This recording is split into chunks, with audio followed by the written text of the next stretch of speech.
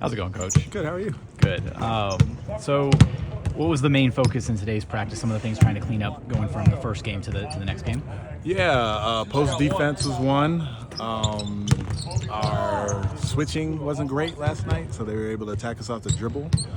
And offensively, kind of taking advantage of the way that they're playing us. So getting the ball moving a little bit better and more. Even though we had, 113 last night, we still could have done a better job of moving the ball. Was last night one of those games where you feel like you scored more than enough to win, and it was kind of the defensive side, especially in the third quarter? For sure. We scored more than enough to win. We scored 113 in a game. Was that what it was? 113? I think it was 113. Okay. Yeah, you score 113 in a game, you should win. You should have played good enough defense to win. But this team presents, especially Jokic, he just presents so many different things that we haven't seen. That you won't see from any team. So, yeah. Jalen said they could have helped a little more on defense. Yeah. With Jokic, was that an emphasis today? For sure.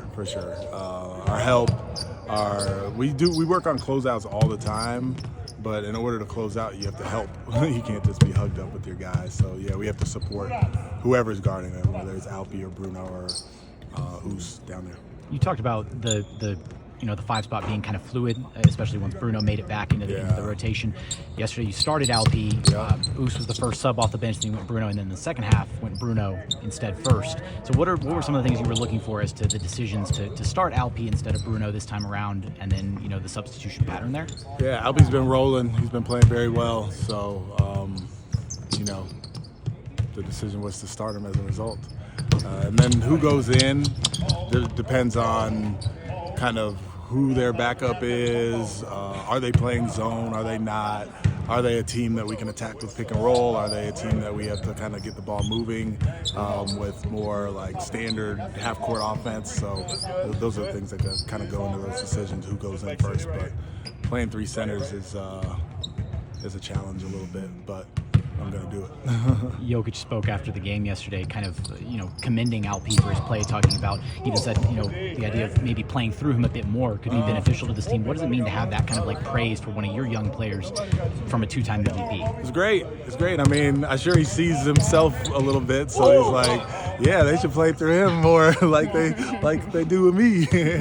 But it's great for an MVP to say that one of our players is a good player and can attack defenses in a similar way that he does, and should get more of an opportunity. That's good stuff. We'd rather that than the alternative, for sure.